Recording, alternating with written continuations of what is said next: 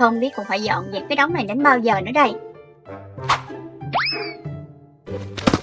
Chết tiệt. Trời ơi vô rồi. Cái gì vậy trời? Hả? Wow.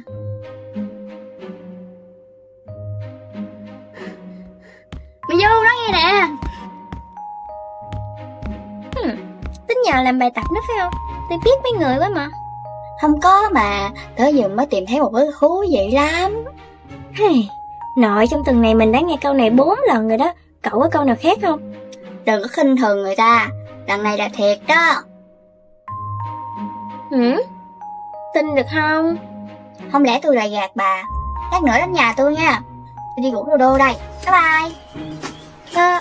Bye bye.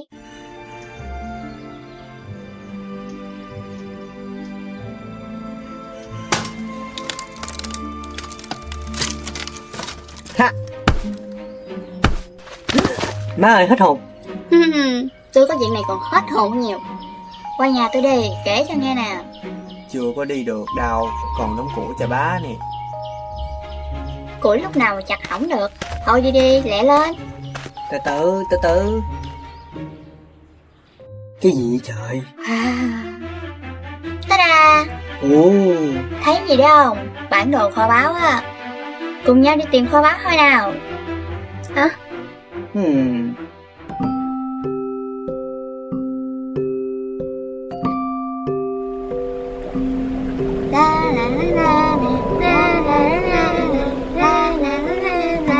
Gió lớn quá à, mát ghê á.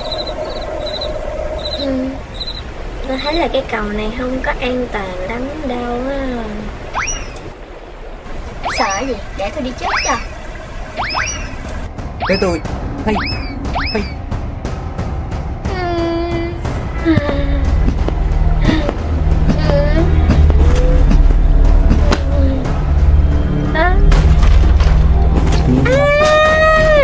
Mi vô, coi chừng. Ây da. Cậu có bị làm sao không đó?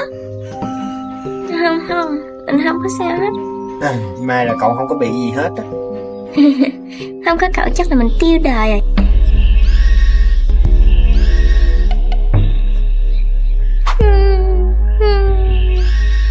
Hay là tụi mình đi về đi.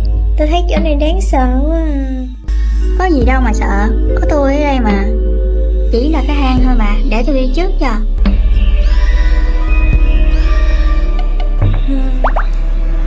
Nghĩ hay là ông đi trước đi đô đô. Không sao đâu mà. Bình tĩnh đi, để tôi xem nào.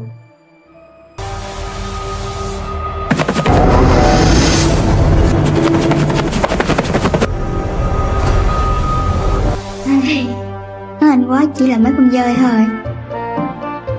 Vậy tụi mình đi tiếp thôi nè. Mình biết ngay từ đầu là chẳng có gì nguy hiểm hết mà. Vậy hồi nãy ai là người kêu Đô Đô đi trước vậy ta? Chúng tôi lại tiếp tục cùng nhau hành trình đi tìm kho báu. Nhưng cuộc hành trình này có vẻ không như chúng tôi nghĩ. Chúng tôi lại gặp một thứ khó khăn hơn 2 lần trước. Một con nhện khổng lồ và chúng tôi phải chạy thật nhanh.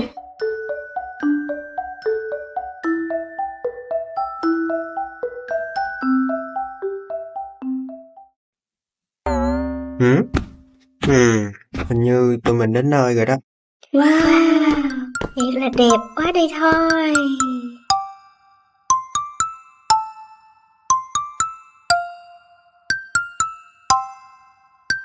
Lần đầu mình mới thấy một khu vườn đẹp như vậy đó. Đẹp thiệt đó. Mà kho báu ở đâu ta? Nè mọi người, lại đây xem cái này là cái gì nè. Hả?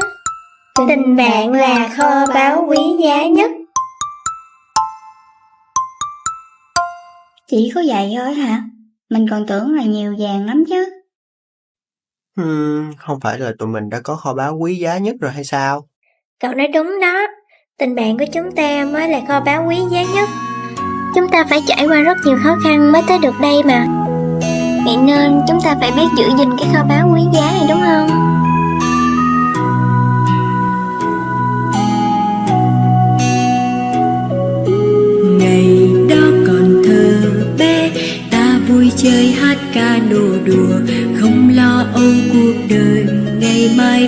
đổi thay làm sao. Và những buồn vui đến, bạn cùng tôi bước qua. Tình bản thân của ta mãi không bao giờ cách xa. Bản thân chúng ta cùng chung bước nhịp nhàng trên biết bao nẻo đường. Bản thân chúng ta san chia buồn vui có nhau. Tình bạn đẹp tươi trong sáng, nụ cười còn luôn trên môi. Ngày nào thơ bé cười vui cùng những lúc giận hờn.